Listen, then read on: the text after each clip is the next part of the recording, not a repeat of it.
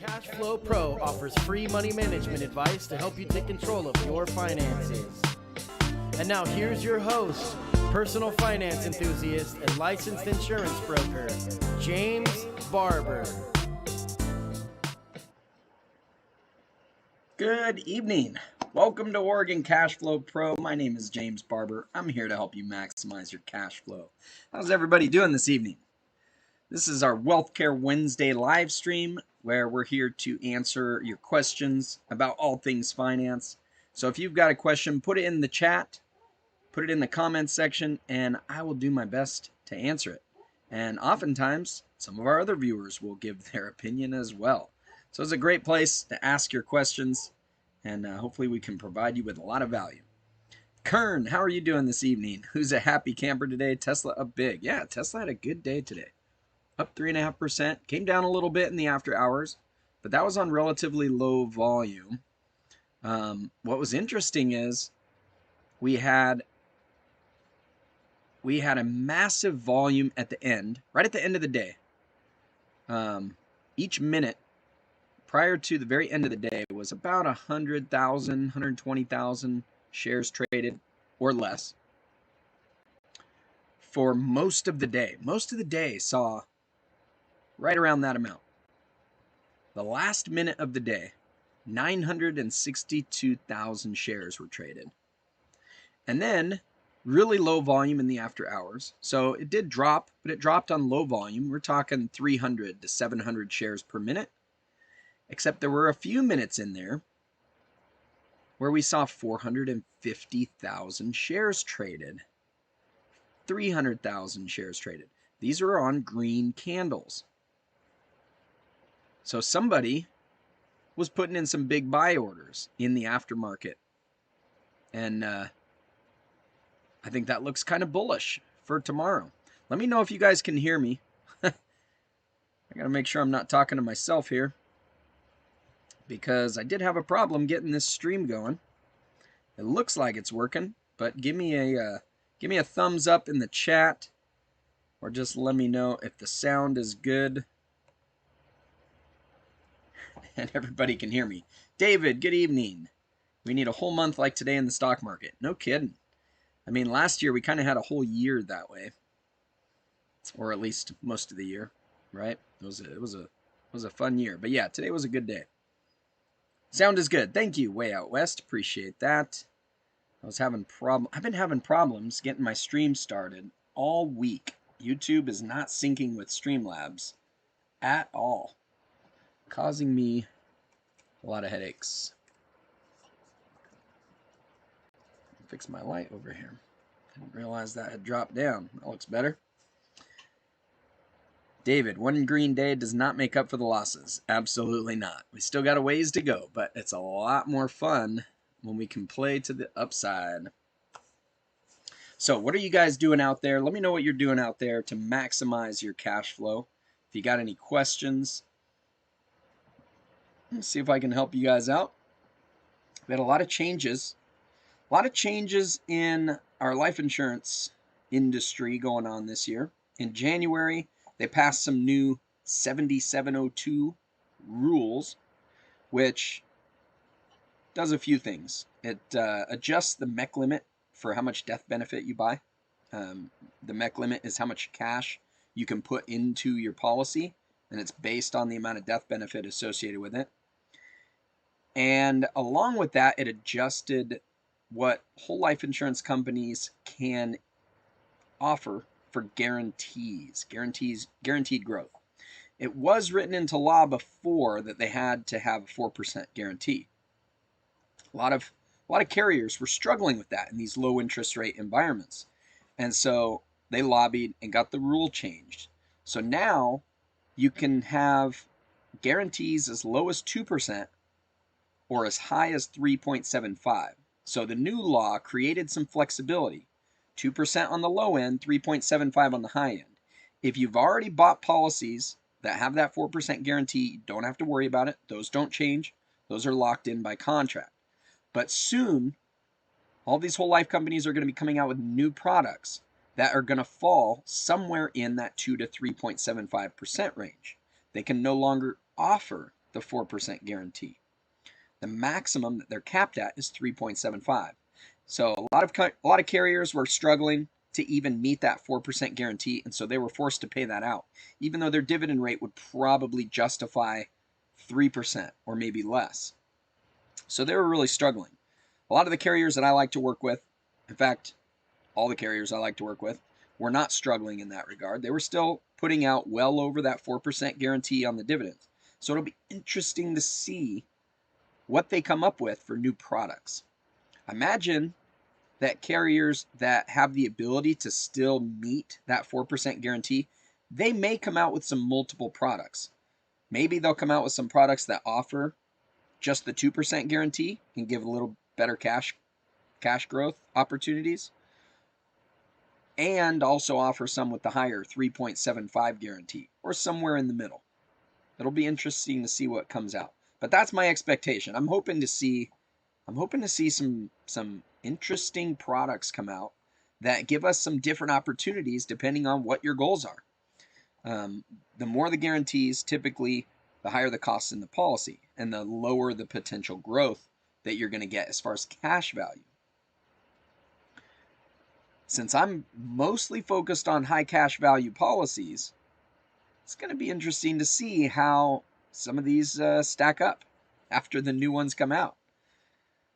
So have you guys been hearing about this stuff? What do you think? What are people talking about out there in this regard? In addition to the whole life changes, so there was some changes to the MEC limits. And so when it comes to IULs,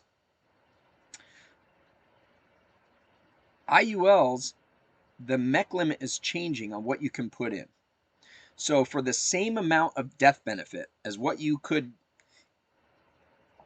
for the same amount of death benefit right now, like let's say you have a $100,000 death benefit and that gives you a $2,000 MEC limit. That might increase to $3,000 or $4,000. It's going to depend mostly on the client. From everything I've seen, the lower the mortality charges that the client would demand, the more they're going to be able to contribute cash value for the same amount of death benefit. So it's not that the death benefit is going up in cost. It's just the amount that you can put into a policy for any given death benefit is going to go up. Hopefully that makes sense, because way out west I see you've read and heard that death benefits are going to cost more. That's not my understanding of it. My understanding is that what's going to change is not the cost of the death benefit, just what you can contribute for that death benefit. So if you, well, I basically already said the example. If you have a $100,000 death benefit and it might cost you $500, but you can put in $2,000. In this case, with the new policies, it'll still cost you $500, but you can put in $4,000. So you're going to be able to put in quite a bit more. Now, it's not necessarily going to be 100% more. My understanding is that for young people with lower charges, lower costs within the policy, they're going to be able to contribute a greater percentage. So their ability, their MEC, the MEC limit will go up more than, say, somebody who's in their 60s. A male in their 60s might get an increase of what they can put into the policy of 10 or 15%, whereas somebody, a female 18-year-old, might be able to put in 100% or 150%, something like that. So it can make a big difference. It'll be interesting to see how these things start illustrating. I haven't played around with it myself yet, but my regional director has, and from what he has been saying, he still says Allianz even though Allianz is not coming out with their changes until the end of the year. They're not going to come out with their new products. You have to develop new products to match these different MEC limits and the 7702 changes. Allianz isn't going to do that until closer to the end of the year, but some companies are doing it already. So with his experience doing the illustrations with some of those, this is my regional director who works with True Choice Financial, and we have access to well over 30 carriers out there. So he's been testing it out, and he says Allianz still illustrates better than any of the ones that he's done so far. Now, Allianz has already out illustrated them prior to these changes as well, just because of what it allows us to do. So it'll be interesting. It'll be interesting to see what comes about with these new changes. But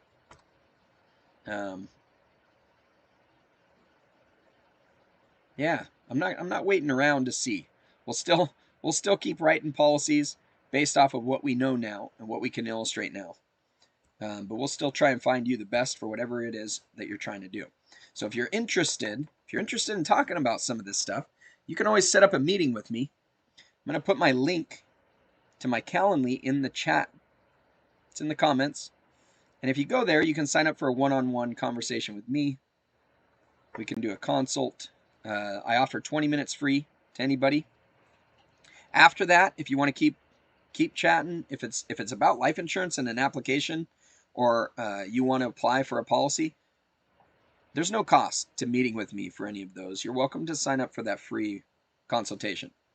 But I do offer other consultations. One-on-one, we can go over your specific situation. If you want to talk dynamic banking or maximizing your cash flow or your business's cash flow, we can do that as well.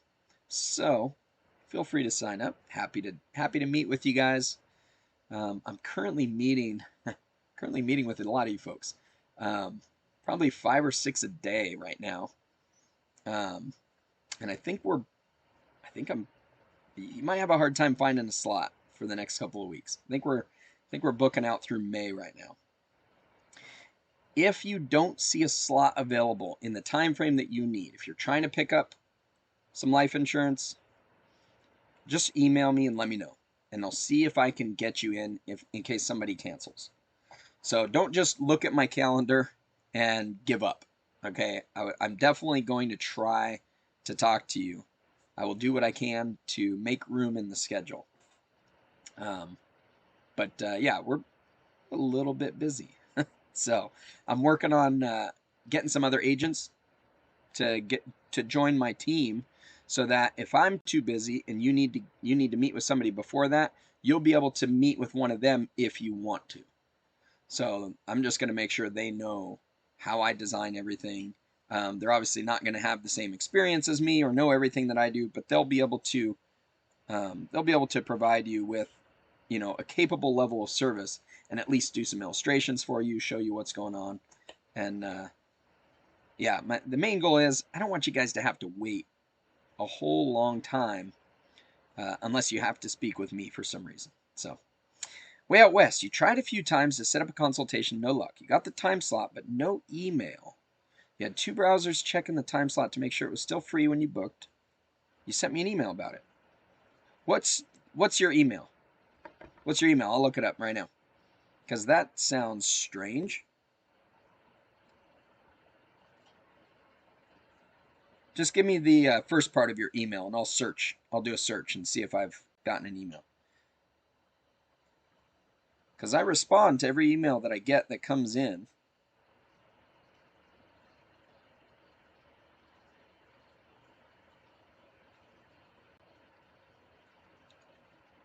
Oh, I saw that we had a meeting set up.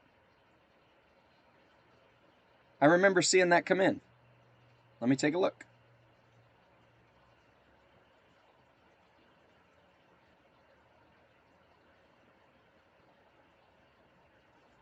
I do remember seeing that come in. Yeah, we have a meeting scheduled for Thursday, April 29th.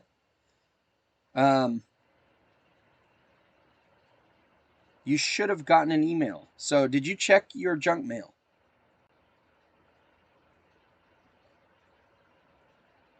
Oh yeah, we had that email chain. Okay, that makes sense. I remember that.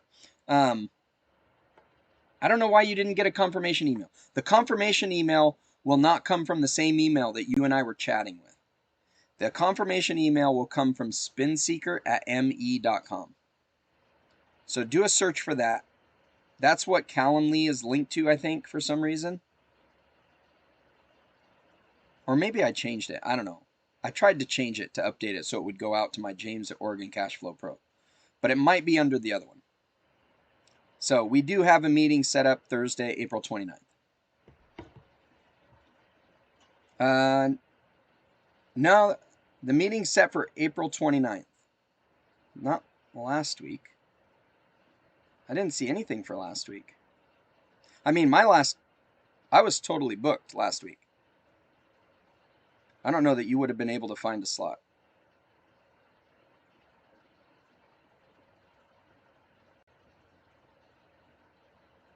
Yeah, I don't see anything. I don't see anything available there from last week. You checked all your folders, you didn't find it. I'm going to send you one right now. I'm going to go to our meeting, and I'll send you one right now. Let's see if it goes through. Oh yeah, you set up two of them, one at 3:30 and one at 4:30. So you got one right after the other. One at 3:30, one at 4:30. Did you just want one of those slots? All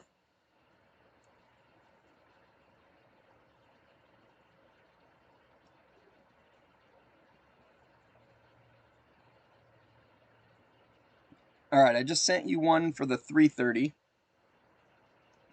Just one, okay.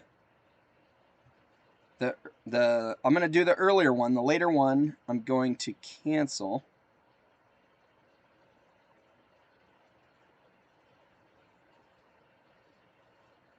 All right, that one got canceled.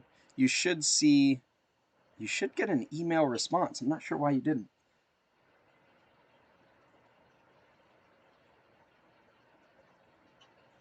Gotta love technology.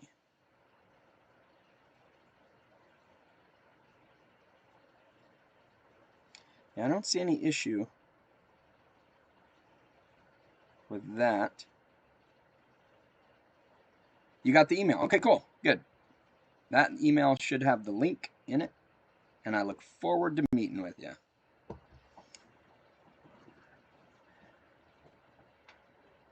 All right, and it doesn't look like anybody else having any questions. Adventurer, how you doing this evening? Anybody else have questions? Anything I can help you with? I am here to help. I gotta turn this heater off. Oh. Getting a bit warm in here. Weather's getting better. Weather's getting better. It's been sunny out. I'm feeling better because of that. A1, good evening. He asks, how do life insurance companies determine or adjust their loan interest rates? Good question. Some companies will have fixed interest rates and some of them will have variable rates. And there's a kind of a wide variety of how each insurance company treats their variable rates. Allianz and Guardian and Penn Mutual all have fixed interest rates, I believe. Penn Mutual's might be variable. Can't recall. Most of the other ones that I use offer variable rates. Okay. Now your variable rates, sometimes they're allowed to change once a year for your particular policy. They can change once a year on your policy anniversary. The insurance company, meanwhile, can make adjustments anytime they want throughout the year. It just won't affect you, except for that once a year. Other insurance companies, they can make adjustments multiple times per year, even on your policy. So you're going to want to read your policy and know what it says and what it will be adjusted. Some of them are based on the LIBOR, so they'll adjust with the LIBOR. Some of them will adjust and they'll be tied to a different type of index, or a different type of, what's the word I'm looking for? Just a different benchmark. It'll be benchmarked to something. So it might be, a certain percentage over prime rate or a certain percentage over LIBOR, something like that. There could be some changes in the LIBOR coming up. So it'll be interesting to see how those change for the ones that tie it to the LIBOR. So that's basically it, though. Most of the time, for you individually, insurance companies can make that adjustment once a year or multiple times per year. It might be once a month. There's different stipulations. Some of them will say that there's a cap, like it might only be able to adjust 0.5% a year, or maybe there is no limit on how much it can adjust. So there's such a wide variety out there. You're going to want to need to know what any particular carrier that you're going to use, what their methods are. Okay? And those things can change. They can change with each product, each new product that comes out, as they adjust with the times. So I can tell you right now what it is for a company, and it might change. So I'm not going to get into the details on what each particular company has. Just know that there's a variety, and whatever it is for your contract, it should be set by the contract. That will not change. Adventurer, all going well. You had your loan go through to pay back the margin you took out to pay your premium. Nice. You bought more stocks the other day, so requested another to pay down your margin again. Awesome. That sounds like a good way to do it. Way out west, what are my thoughts on Mass Mutual's high early cash value? Most IBC guys illustrate Mass Mutual Legacy 100. Why don't we see the Legacy high early cash value? High early cash value has more aggressive splits possible. Cash value seems to perform better short and long term. Okay, so that's where it actually differs. High early cash value policy is a good one.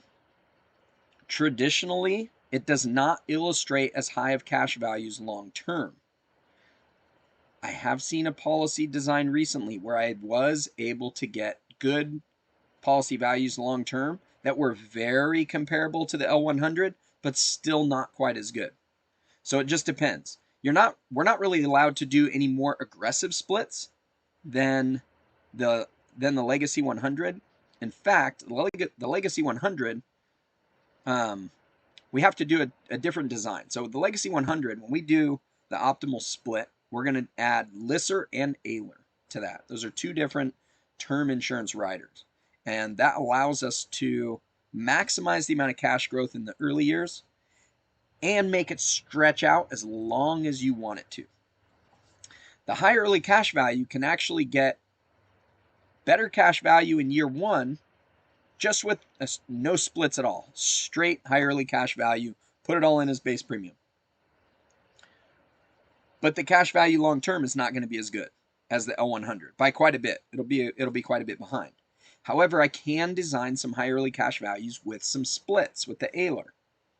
When we add in those splits, it really helps to increase that long-term cash value, because when we add in those splits, it reduces the base premium, which is what the agent's commissions are based on. So anytime we can reduce the agent commission, we're going to boost those cash values, we're going to boost your returns in the long run, and everybody's going to be happier. So most of the time, why you see people use that Legacy 100 is they don't know how to do the splits to begin with. And ultimately, the L100 does have better cash value long term. The other reason why that might be the case is ultimately, it is easier to design the L100. It's easier to design it for doing the splits. The HECV is actually the easiest one if we don't do any splits. And the agents can get bigger commissions. If they just do the HECV with no splits, bigger commissions to the agent, although it pays out differently. It pays out over a number of years. So kind of interesting dynamics there and how that goes. But yeah, I think that basically covers it with the HECV. That high early cash value policy, or the product, I like it. It's a good one. We can get, with the right splits in there, we can get like 93, 94% cash value year one. That's end of the year though. Beginning of the year, it's going to be lower to begin with because the dividends will increase and pay out, over time. The illustration shows you end of year. So something to keep in mind. I had that pop up because I did do an high early cash value for one of my real estate investors clients, and his interest is in having that maximum cash value available right away. And so he was a bit surprised when it didn't match up with our illustration, and we realized, oh yeah, that's end of the year numbers. That's why. So we got to remember when we're talking about these and we're looking at the illustrations, the numbers we're looking at are usually end of year numbers. End of year numbers. So right at the beginning, if you're going to take a loan out right away, realize those numbers are going to be just a little bit lower. C, good evening. Any advice on capital gains tax? Any ways to offset it or even avoid it? You sold shares for a gain in 2020 for the first time in your life. No idea where to start on capital gains tax. Okay, so you got two different types of capital gains tax. You got long-term and short-term. If you held your stocks for over a year, you can qualify for short-term capital gains tax on those. That's really good. It's usually a really good rate, okay, compared to short-term. If you got short-term capital gains tax, now you're going to want to, that's basically your income tax rate. It's going to be the exact same rate as your income tax rate. So you're going to want to try and figure out how to offset those. There isn't a whole lot you can do to offset your capital gains tax in your stocks, but something that I think you can probably do, I think you can do this. You're going to have to check on this. I know we can't take over losses, but I think we can do gains. So one of the things that we can do is, what do you have that you can offset those gains with in the rest of your life, right? So when you do your taxes, my thinking was, if I've got some gains, well, if you're not a real estate investor, it's going to be harder. If you're a real estate investor, or you can qualify as a real estate investor, you can basically take, let's say you got 250,000 in gains, and like you have that money. You can take that 250,000, you go buy a multi-unit complex, you buy a fourplex or a triplex or a duplex, something that, you can pick up for 250,000 bucks. And then you can depreciate it. And now, instead of you paying regular income tax on 250,000 in short-term capital gains, now you get to depreciate that thing. There's bonus depreciation currently. You can take an outsized depreciation. Maybe you end up paying taxes on, 100,000 of it instead of taxes on 250,000. And in addition to that, now you have another stream of income that you just created. So that might be a way to tackle that. That's what I'm looking at doing for next year. I anticipate I'm going to have quite a bit I'm going to need to offset. If you have a business, you would probably want to look at you want to open a trading account in your business. If you can open a trading account in your business, it allows you to treat things differently. You don't have the wash sale rule to worry about. You can just write off any losses that you have that year. Like, you just take the balances right at the end of the year. With that, and then also, if you got some real estate, all those things can offset. All of your gains and losses can offset if you're doing it all within a business. So that would be something I would suggest looking into if you're not already doing that. Yeah, you should be able to offset it with small business losses, unless it's personal.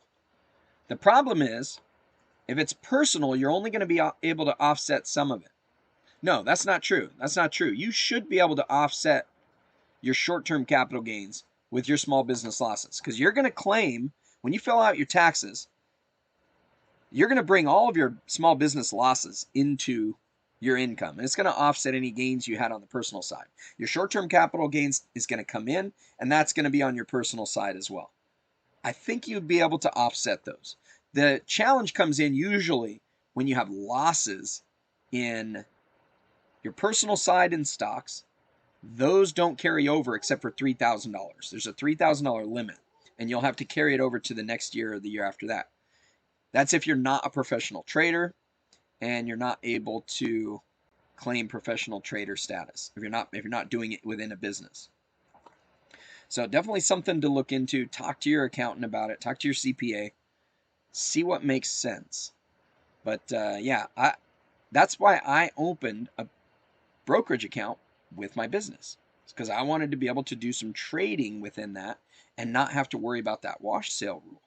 And I don't have to worry about having to claim professional trader status in order to get the same type of ability to write off all the losses. So yeah, hope that helps. Hope that helps.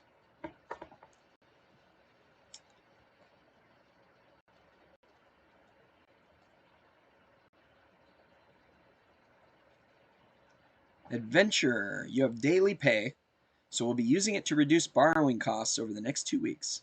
All right, that's pretty cool. A1 says, I have an easy one for you. How often can you change the payment frequency mode on a policy? I imagine you could probably change it every week if you wanted to. As far as I know, there's no limit on how you can change it. So if my suggestion is put it at whatever you need it at. And if that needs to change, change it. I don't know of any limitations. One thing I would suggest though, if you buy like an IUL, if you start out with an annual premium payment or whatever you start out with, whatever you can do in the first year, if you have cash value available after that, you don't really have to worry. You don't really have to worry about your payment frequency. Because what happens is every time there's a cost in the policy, it's just going to deduct from your cash value. And every time you put money in, it's just going to add to it. So as long as you have money in there, you don't really have to worry about it. Just change the frequency. When it comes to whole life, a little bit different depending on the carrier, because some carriers are more strict on when you make your premium payments and how much those payments are. So in that case, be judicious. Try to do an annual payment if you can, because with those carriers, when you spread it out to monthly, the costs go up. And I have a video about that. It's called, is it better to pay annually or monthly? So check out that video. Eventually we'll get a link up in here. Probably not in this one, but after we clip it out. We'll get a link up in here where you can click to that video and see, is it better to pay annually or monthly? And I talk about the cost differences and why you want to pay annually with whole life companies when you can. With an IUL, doesn't really matter because their costs all come out the same no matter whether you pay annually or monthly. Okay? At least with the carriers that I use, I haven't noticed there's no difference. There may be some difference with some carriers. So something to watch out for.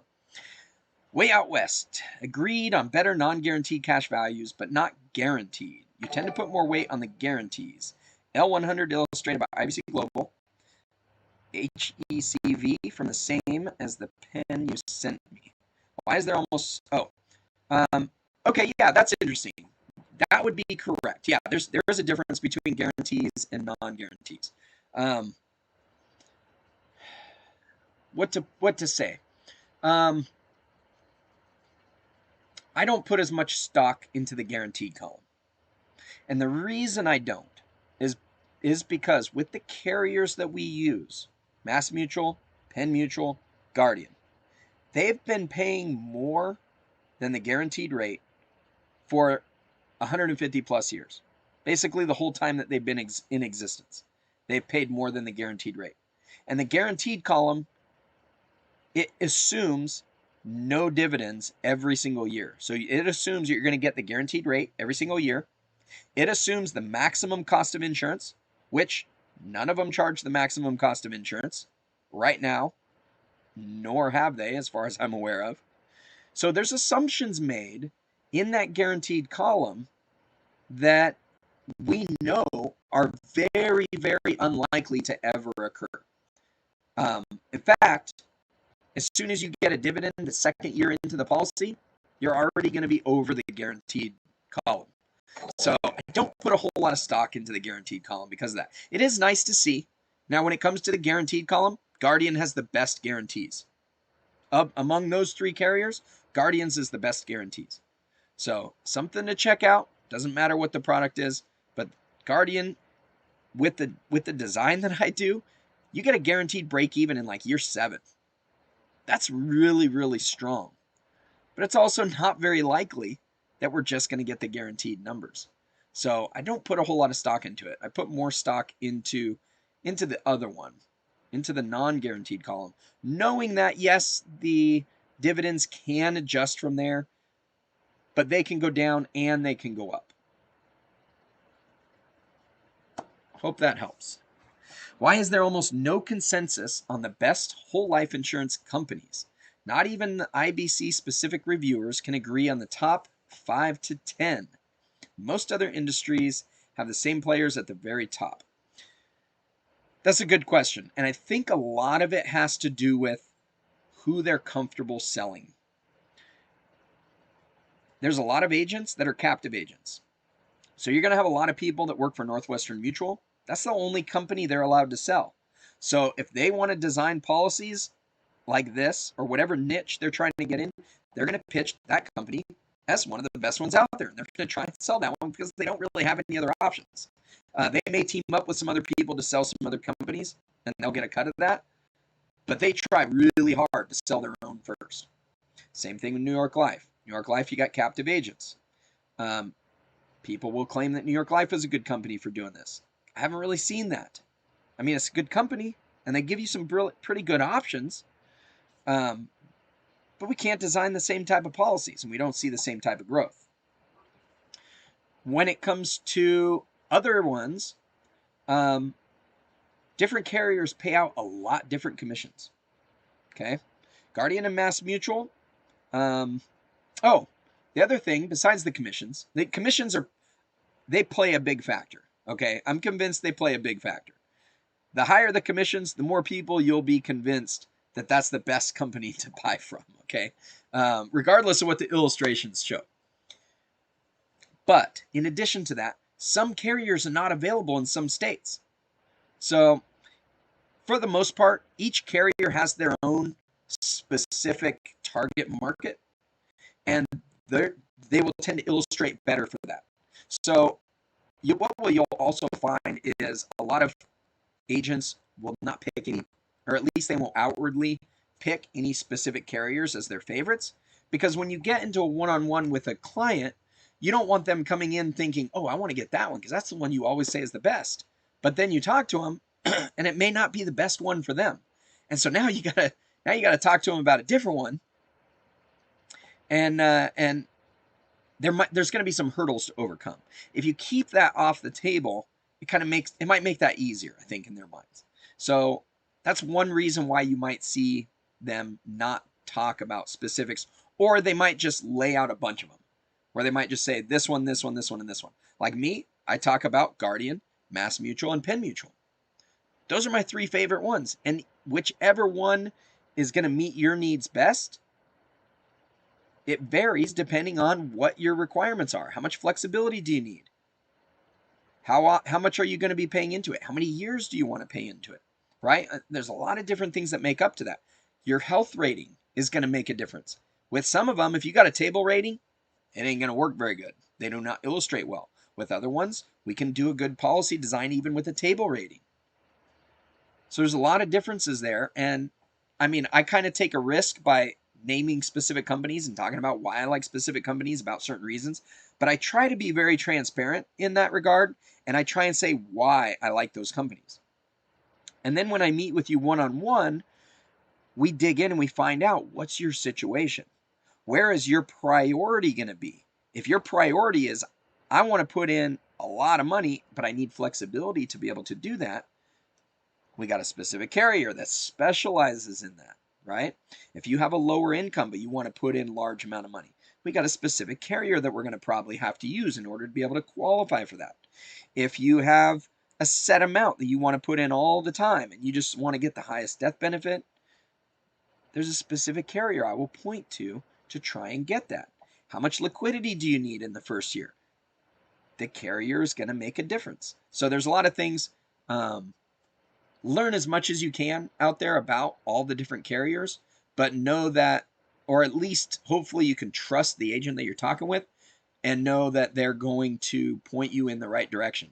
And if you don't understand why they're pointing you in that direction, ask. Make sure that they explain to you why in detail, because you can take that information, go verify it with somebody else. Go talk to another agent, get a quote from other agents, find out if they're actually being truthful. So it never hurts to get a second opinion. I have no issues if I'm meeting with somebody and I give them information, I give them illustrations. I will show you during our meeting exactly why we're choosing the carriers we're doing. I'll show you how I'm designing it and why I'm designing it that way. And you're welcome to go check it out. Go verify it. Talk to somebody else. See if they can design a better policy. For the most part, I bet they can't, because I make it my goal to design the best policies out of the gate. Like, you don't have to try and convince me. You don't have to come back to me and try and get a better design. If there's something I missed, though, I'm happy to adjust it and try and match if somebody else was able to get it a little bit better. Sometimes I've had people come back with another policy design that looks like it might be a little better, but that's because 1 or 2 little things were tweaked and changed. And so I get in there and I figure out why. Why is that? Where am I getting behind on that?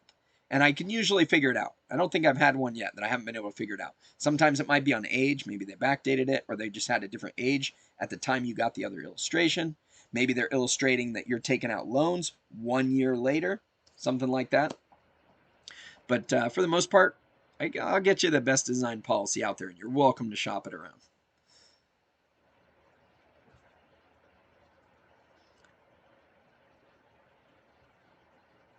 You say, let's see. Way Out West says, go to the track and find big money loser tickets. There's actually an underground industry where whales sell their massive lost tickets to offset taxes above. Oh, that's a good suggestion. That's a good suggestion. That's the first I've heard about that. That's awesome. So I guess you got to find a horse track nearby, huh? I wonder where else you might find that. That's pretty awesome. I wonder how you'd find that. If it's an underground industry, where would you go to look for that? I like that idea. You'll have to tell me more about that when we meet up. C, what about offsetting with small business losses? Okay, yeah, I think we talked about that. Thank you. I appreciate the tip, my friend. He says, awesome. Thanks. To open a brokerage account within your business, is there any particular place you would recommend? Wherever you're comfortable trading. That's really it. If you want to do options, make sure that they've got good options. I opened my business account with Thinkorswim.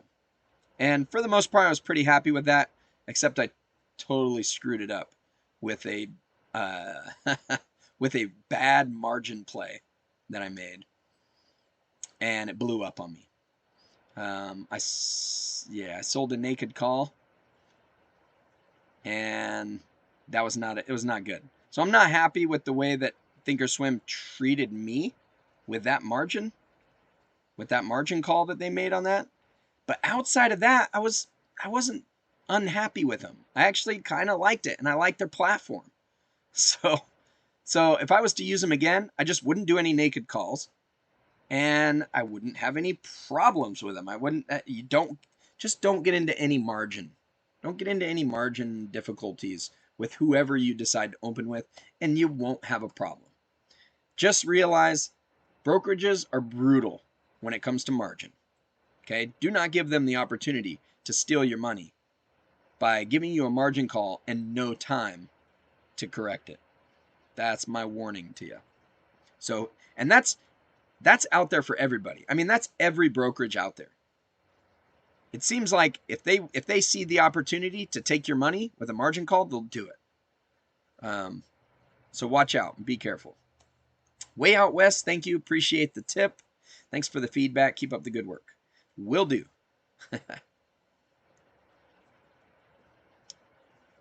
Oh, you were referring to independent review websites, NerdWallet, Bankrate, etc.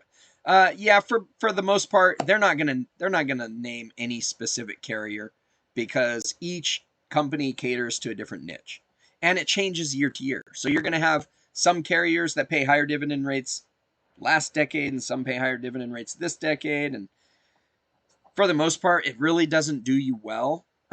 You're not gonna have an article that's going to be good for a long periods of time if you narrow it down to like one company and then that changes the next year. These things can always change. So most of them you'll just see a review of a whole handful that are basically your top carriers. Also, you got to realize NerdWallet, Bankrate, they're not life insurance specialists.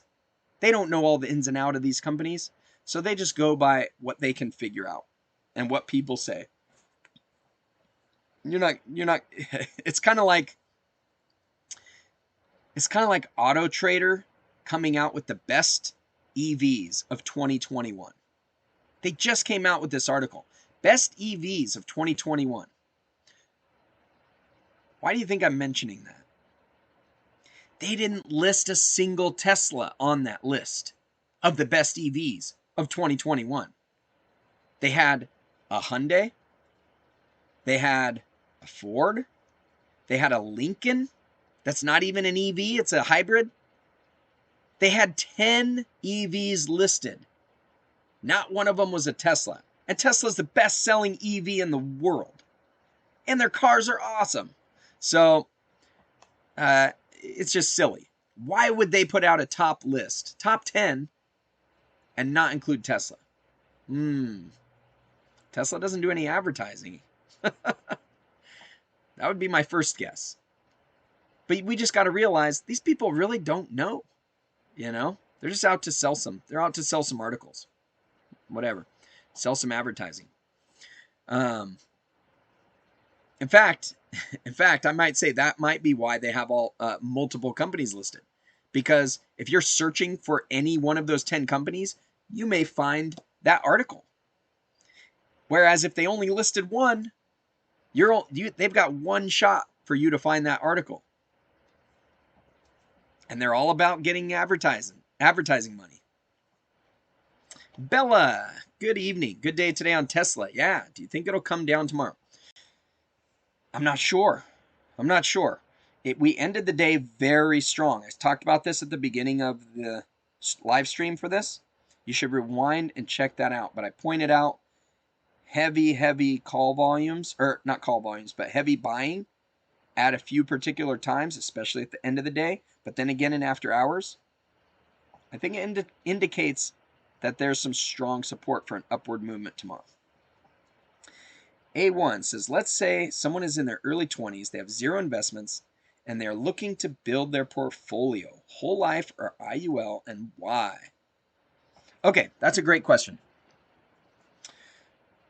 It's kind of vague, but I would lean to IUL most likely. And the reason I say that is because you're talking about a young person. Underlying cost of insurance in an IUL is very inexpensive. So, with a young person, I'm assuming they don't have a whole lot of money to put into a policy. So every dollar that they can put in above that cost of insurance is going to make a difference. If we're only putting a small amount in, $100 a month, $200 a month, you're going to want as much of that to turn into cash value as you can and have the opportunity to grow. If we go with an IUL, that underlying cost is very small. If we go with a whole life, that underlying cost is going to be quite a bit bigger, which means less opportunity for growth. In addition, for a young person, you got 50 years of compounding ahead of you. If we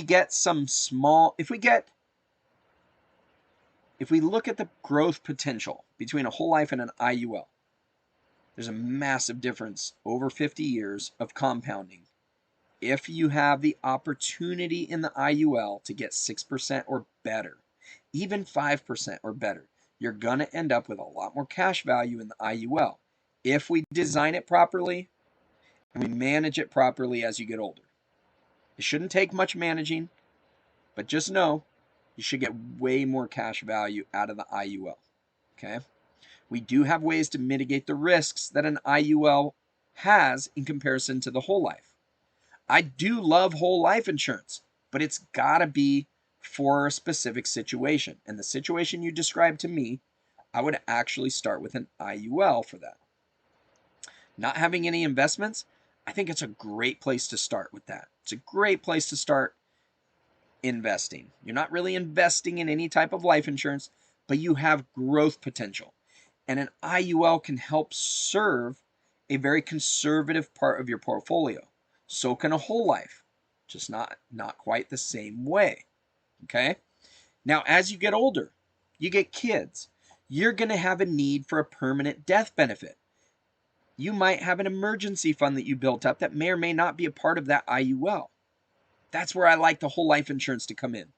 So I would look at expanding down the road and doing a whole life insurance down the road when you get a need for that permanent death benefit. Now, you may find yourself at a point down the road when you finally get kids. Maybe you've built up enough in that IUL, it's performed well enough, that you don't need the whole life insurance. That could be a possibility. Okay?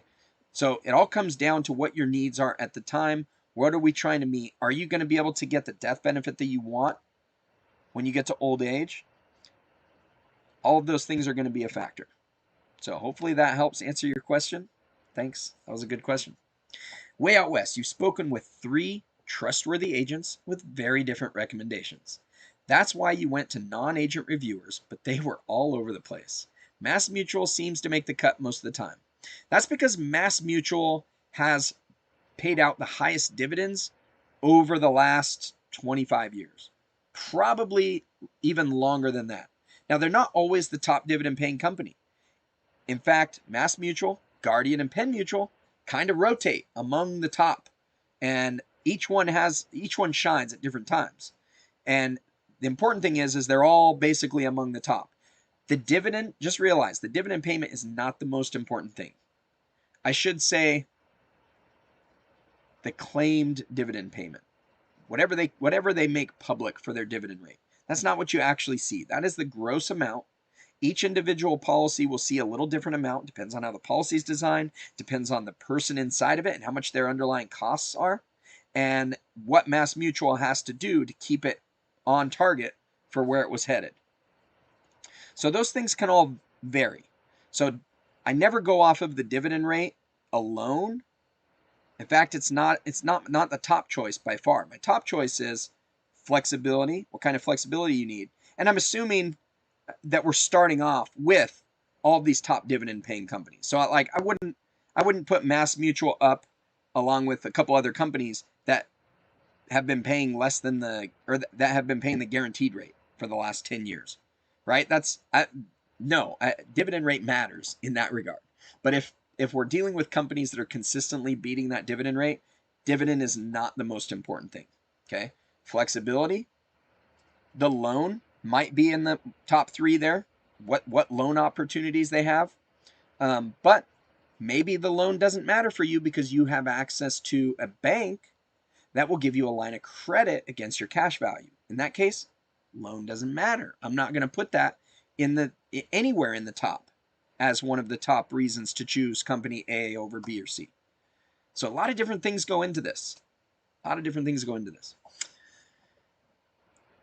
Let's see.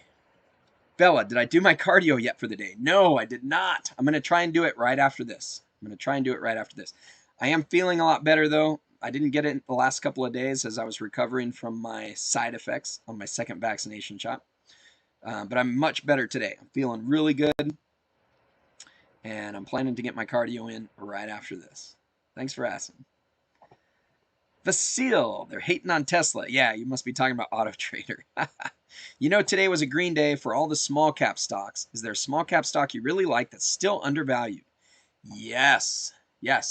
In fact, my second highest conviction right now is a small cap stock. NNDM, Nano Dimensions. That's my second highest conviction as far as this year, right? I don't know, going out 5 or 10 years, I might still own them then, but my largest positions are Tesla and NNDM. NNDM was down in the mid 6s yesterday. That's about the lowest that it's been over the last 6 months or so, 5 months. But they have a lot of upside. It's a 3D printing company, and they're looking to acquire some companies. And this is why it was my highest. This is why it's my highest convictions, right? It's among my highest convictions. Of 2 is my second highest conviction. Because we have a catalyst coming up, and that catalyst is acquisitions. They're going to be buying other companies to help them grow. And they've been accumulating a ton of cash in the meantime in order to acquire these companies. The amount of cash that they've acquired basically matches their market cap. So there's very little downside risk. This is when it's around the $7 range. There's very little downside risk because of how much cash they have on hand. And once they start acquiring, they're going to be going up.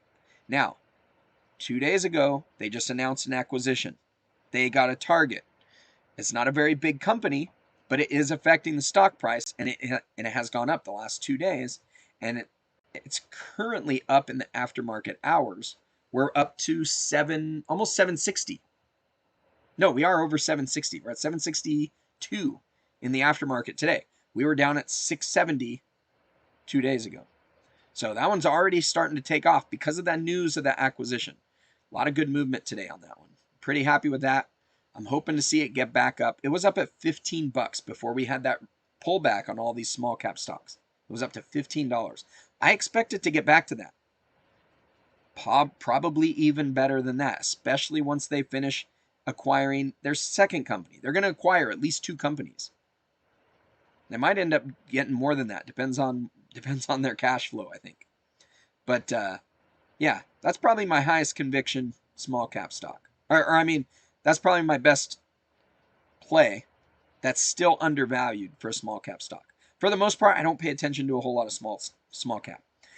I have played around in them, but that one's my highest conviction. So good luck out there. Way out west, what are my thoughts on AI day trading? You know a couple of developers that are testing them out with 80% success rate. Their concern is starting the AI learning during the crazy 2020 market. Deep mind, it's not just for chess anymore. Yeah, well, all of your big boys already do algorithmic trading.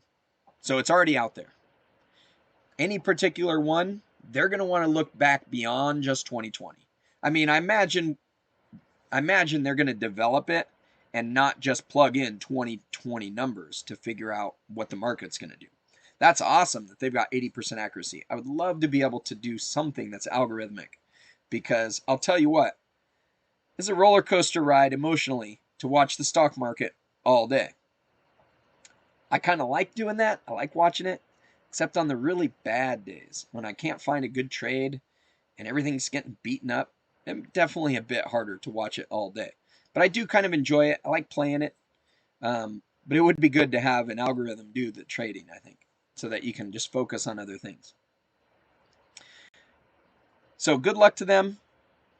80% success rate sounds good. Hopefully they're able to cut their losses in time and let the winners run enough so that 80% is very profitable. That would be the key. But it's the way of the future, man. People that have the knowledge and the ability to be able to set those up and do it are probably going to make a lot of money. Andrew Gage, good evening. Last week, I illustrated 2 IULs for you. The second was adjusted to allow for more space to add more cash. Does one need to contribute the higher amount, or can the lower amount still be contributed? Yes, you can contribute the lower amount. So the nice thing about IULs is their flexibility. You do not have to hit the MEC limit every year in an IUL. You don't even have to hit the minimum every year in an IUL. As long as you have cash value in the policy, it will cover the cost each year. So the way I design IULs, if you hit the MEC limit in the first year, you could probably skip making any payments for 7 years and your policy will still be performing just fine. I wouldn't recommend that, because you're not going to be very happy with how it's performing once all those costs keep getting taken out and you're not putting anything in to offset it and keep it growing. So we don't want to do that way, but know that you have the flexibility to be able to do that. Okay? You also have the flexibility to catch up. So if you miss a year's worth of payments or month's worth of payments, you can catch up on those ones that you missed. The way the MEC limit works on the IULs, it adds up every year. So if you have a $10,000 MEC limit, by year 5, you will have had the ability to put in $50,000. If you've put in anything less than $50,000, you can catch up all the way to $50,000. So if you've only put in 10, you can add $40,000 in year 5. Oftentimes, if people are expecting a windfall in a few years, they can get a policy that's designed to start building up that MEC space so that when they do get that money, they can just dump it all in right away. Pretty neat way to go about designing it. So thanks for the question, and it was great meeting with you. I hope the IULs look good, and hit me up if you got any more questions for sure.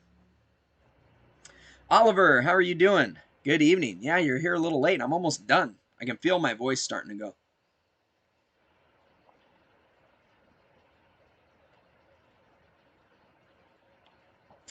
Oh, needed some water. Did I figure out the autopilot glitch in your car? Nope, did not. So what Oliver's asking about is, in my car, my Tesla, it basically popped up and said, no more autopilot available for the rest of this trip. And I don't know why it did that, because I was only a little ways away from my house. I'd only been going 5 miles an hour over the speed limit. Nothing weird had happened. And I don't know why it would restrict my ability to use autopilot for the rest of the trip. It wasn't a camera blockage or anything. Sometimes that'll pop up if you've got, like, I don't know, if you've done some dangerous driving, or if, like, I just drive too fast, right? If I drive too fast, I've seen that pop up. Or if I use autopilot, and what was another instance that it popped up? If I use autopilot, if you use autopilot and you don't move the steering wheel enough, like it'll warn you that it's not sensing your hands on the steering wheel. If you let it go too much, it'll shut off. It won't let you do autopilot anymore for the rest of the trip. None of that was the case the last couple of times that thing has popped up, and I don't know why it did it. I wasn't even using autopilot at the time either. I was just driving. So it was very strange. Do voice command report bug. Oh, good idea. Next time it happens, I will do that. Way out west, the guys you know are using bots to day trade. They also wrote bots to buy all the PlayStation 5s as soon as they hit the market. Only certain brokerages let you trade via DLL code interface. That's pretty cool. Yeah, there's I don't know which brokerages. I don't do any of that stuff. But I know there's some that work with what do they call it?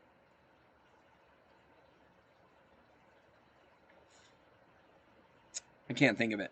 But there's a brokerage firm out there that basically works with all the different brokerages that have their own setups. So I imagine that's what you're referring to. I can't think of the name of the thing. It's not DLL, but it was something else.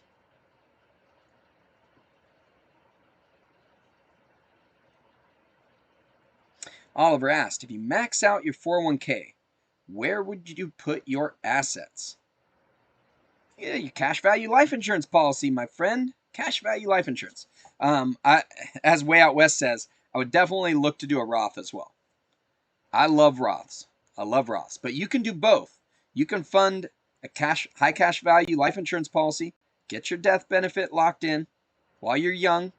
It's a great place to start building up. It's a good place to start building a conservative part of your portfolio to allow you to be aggressive elsewhere. And then you can also use those same dollars to fund your Roth IRA. That's what I do. That's how I fund my Roth. I put the money into my policies first, and then I pull it out and I fund my Roth. Great place for it. Way Out West says Zorro lets you use a DLL. I don't know Zorro. I haven't heard of that one. I mean, there's a ton of brokerage firms out there. I don't know hardly any of them. I'm just getting started in this space. Mostly just familiar with the big boys. I should not have just drank that, because I usually look to go to bed shortly after I get done with these live streams. Although I do need to go do my cardio, so hopefully that'll offset it. Oliver, what am I having for dinner? I already ate. I know, you always ask about food.